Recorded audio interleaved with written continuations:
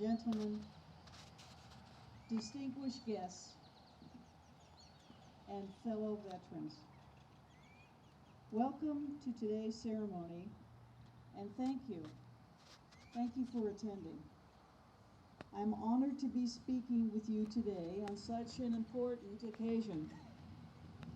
We're here today to honor our service members and to remember their sacrifices that they have made and the courage it took to defend, honor, duty, and country.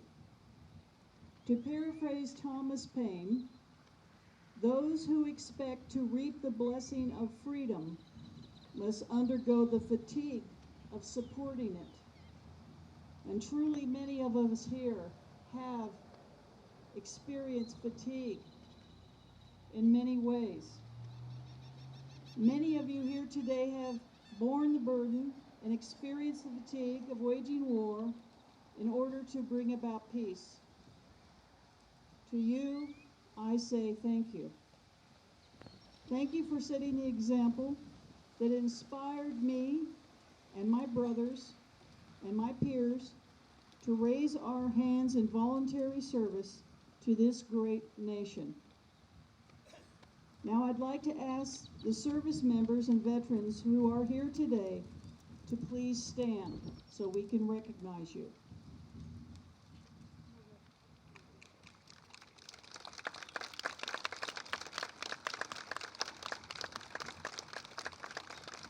Thank you for answering the call to duty. You have made our armed forces the most respected in the world. Please be seated. Now I'd like to ask the family members of any service member to stand. We know you have lived through difficult times and often have taken the heavy load to keep the home fires burning. Please stand.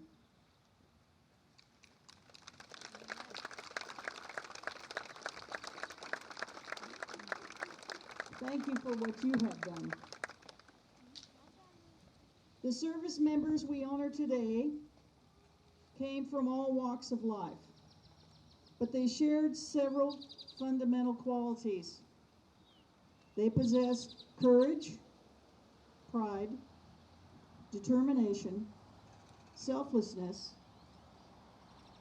dedication to duty, and integrity. All the qualities needed to serve a cause larger than oneself. Many of them did not ask to leave their homes to fight on distant battlefields. Many didn't even volunteer at one time. They were drafted. They didn't go to war because they loved fighting. They went so that you and I or others would not have to fight. They were called to be part of something bigger than themselves. They were ordinary people who responded in extraordinary ways in extreme times. They rose to the nation's call because they wanted to protect a nation which had given them and us so much.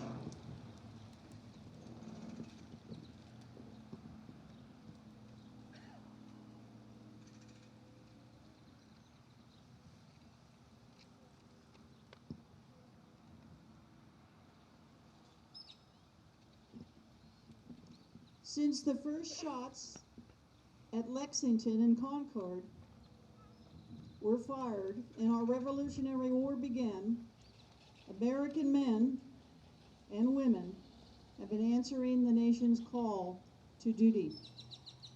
Millions of Americans have fought and died on battlefields here and abroad to defend our freedom and way of life. And today our troops continue to make the ultimate sacrifices. And even as we lose troops, as we continue to fight this war, more Americans step forward to say, I am ready to serve. And they follow in the footsteps of generations of fine Americans. Today, behind me, we can look with pride on this wall, dedicated with love to the veterans who only ask that they fought for and believed in what they fought for and believed in will never be forgotten. For this reason, this wall will stand for years to come. And may you and I look with fresh eyes today at the price of freedom and never neglect to thank a veteran for their service when you encounter that person. Your presence here today and that of the people gathered all across America in days to come is a tribute to those lost troops and to their families. It is a way to say, we remember and we have not forgotten your sacrifice.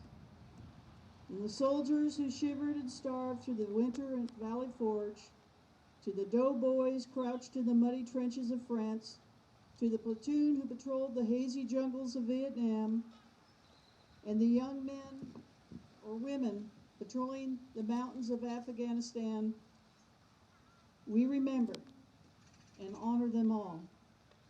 And I would also like to pay tribute to those veterans who were not serving in combat.